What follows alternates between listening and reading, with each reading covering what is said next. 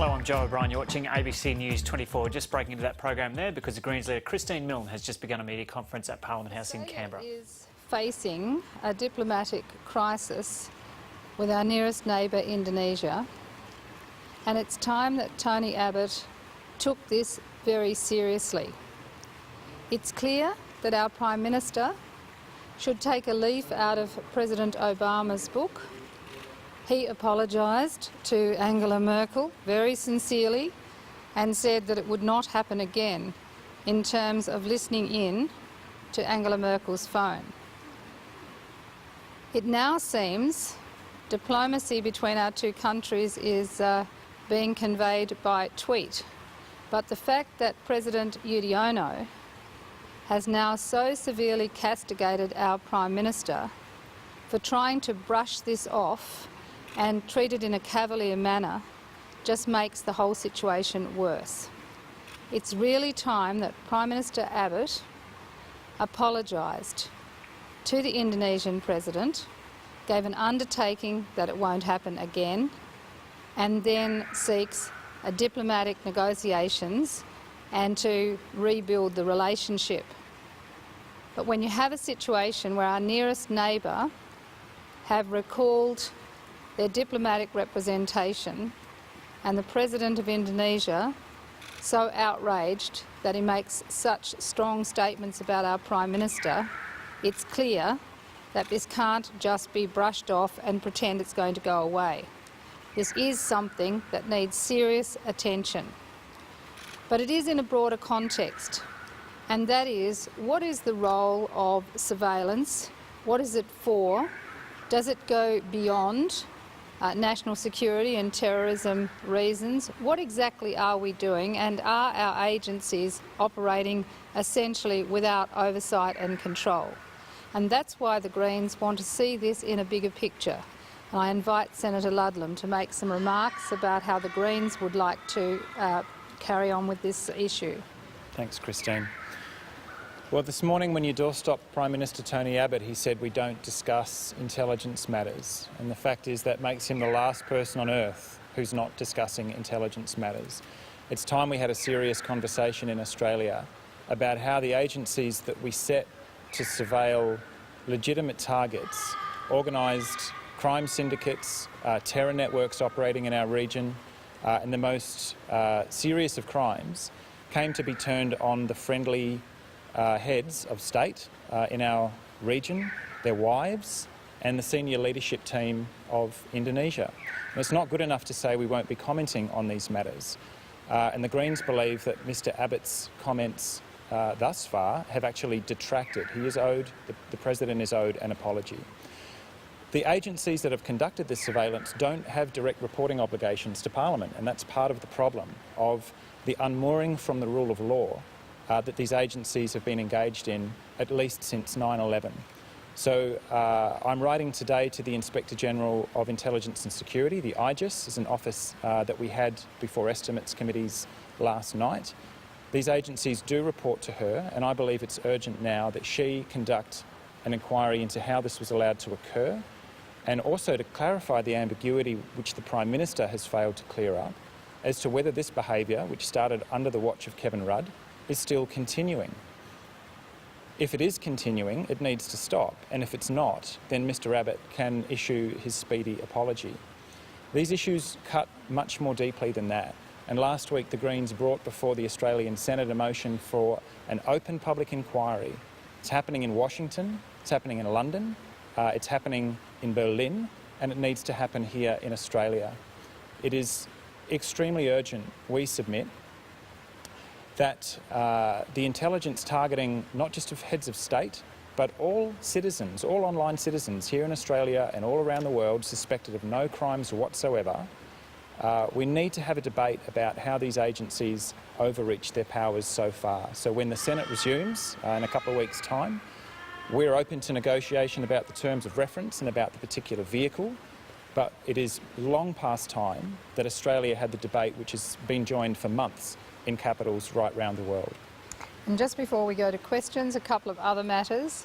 Firstly, on the Arctic 30, the decision by the Russian courts last night to extend the detention of Colin Russell for another 3 months before he comes to trial really escalates the need for Prime Minister Abbott to pick up the phone to President Putin.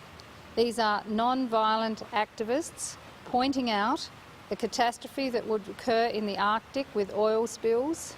They were in international waters when the Greenpeace ship, the Arctic Sunrise, was boarded by the Russians, armed Russians, and then the ship was towed back into Russian territory. If anyone has actually hijacked the ship, it is the Russians. And it is time that the Australian government stood up for Colin Russell, for the other activists, and particularly the 2 other residents here, Alex Harris and John Beauchamp. It's really important that our Prime Minister stands up to President Putin, as other governments are doing, with regard to their particular citizens. The other diplomatic issue in our region, and where Australia is being brought again into disrepute, is with regard to Sri Lanka. Yesterday, Tony Abbott said that the gift of 2 ships to Sri Lanka was in the context of the Memorandum of Understanding that had been signed in 2009 and had to do with saving lives at sea. Well, there's no detail about saving lives at sea in that memorandum, and it now appears that those ships, whilst the guns will be taken from the ships when they're handed over, of course there is no restriction to them being rearmed by the Sri Lankan government. This is a case of the Australian government collaborating with the Rajapaksa regime in Sri Lanka to send the persecuted back to the persecutors. That is going to be a shocking thing for Australians to live with, that we are actually facilitating human rights abuses in our region. And finally, Australia is again being brought into disrepute, this time at the climate talks, where as a nation we've been downgraded to 57th out of a total of 61 in terms of countries' actions, developed countries' actions on addressing climate change. And it's very clear that the decision of our government to refuse to put any money into the Commonwealth Government Fund at CHOGM or into the Global Fund at the United Nations Framework Convention talks means that Australia is going to be significant in derailing the potential for a 2015 global treaty.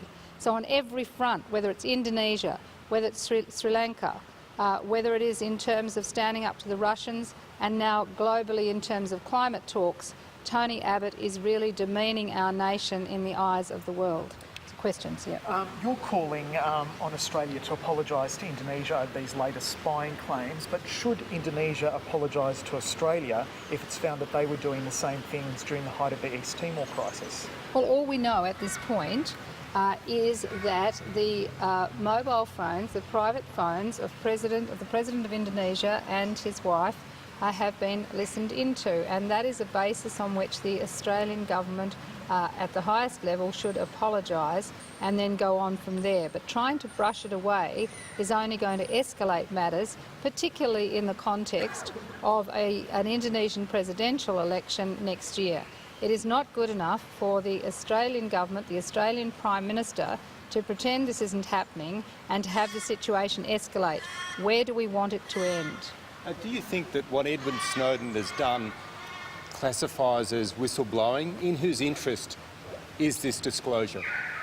Well, I think what Edmund Snowden has done is actually a really important contribution to the discussion globally about the extent to which these surveillance agencies are out of control and governments are not being upfront with their communities about what's happening, and the conversation now has become global about the extent to which privacy exists, if at all, in the current context. But Scott, you may wish to just respond to that. Yeah, thanks. I just answer very simply. I think these disclosures are strongly in the public interest. They're being carefully worked through by The Guardian, by their global partners, including the New York Times. They've been redacted, including some of the most recent material. We can only presume that's to protect particular individuals.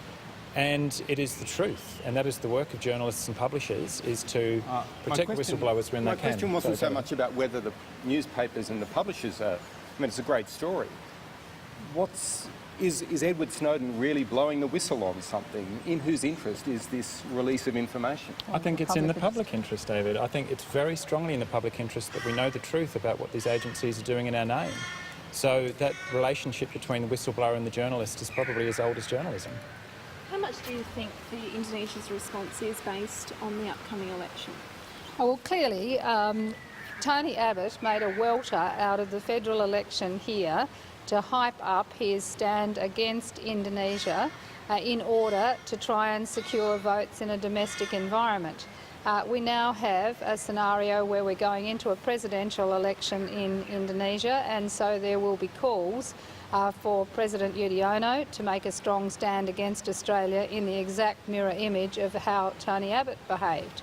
But the difference here is we've got a President of Indonesia and a Prime Minister of Australia who's refusing to apologise and is treating in a fairly light-hearted way something which is extremely serious. And I do think that Australia needs to consider this carefully. It is an important relationship. This is our closest neighbour, and we need to actually get on with rebuilding the relationship.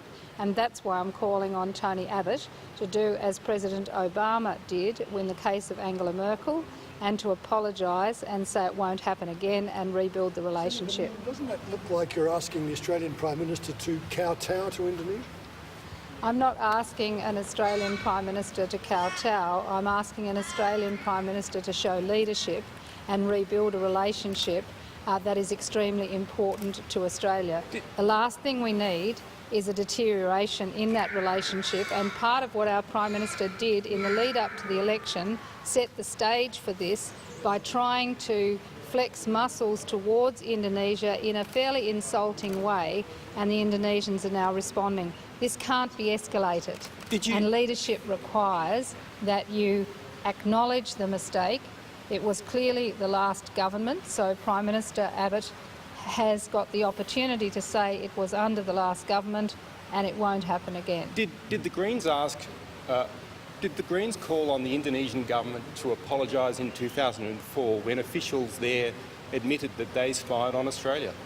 Well, we are calling on our own government. We're not calling on citizens in another country to direct their government. What we are saying here is that our Prime Minister should do the right thing, demonstrate leadership in the region and rebuild the relationship by taking this matter seriously and apologising. Can I just get your reaction to Scott Morrison's refusal to comply with that call for papers on Operation Southern Borders? Well, again, what we're seeing with the Abbott government is an incredible combination of arrogance and secrecy. What Tony Abbott tried to tell the Australian people is that there was a border security crisis in order to beat it up to get votes. After the election, instead of being upfront with the Australian people about what's happening, they're trying to hide it. Now, the Senate has made it clear that we want the documents with regard to on-water operations. And what Scott Morrison has done is essentially showed considerable contempt for the Senate by just saying, well, you want some documents? Here, have the transcripts of press conferences. That's not what was asked for. The Senate has asked for the documents, and that is what the Senate expects to have. Not just for the Senate, but for the Australian community. If Mr Morrison is not prepared to tell the Australian community what's going on, then the Parliament is going to demand it of him for the community.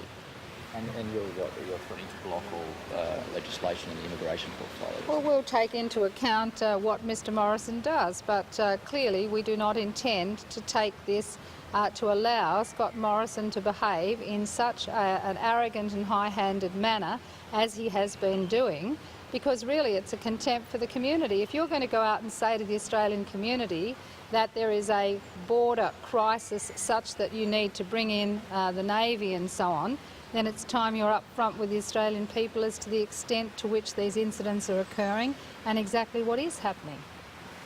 Thank you very much.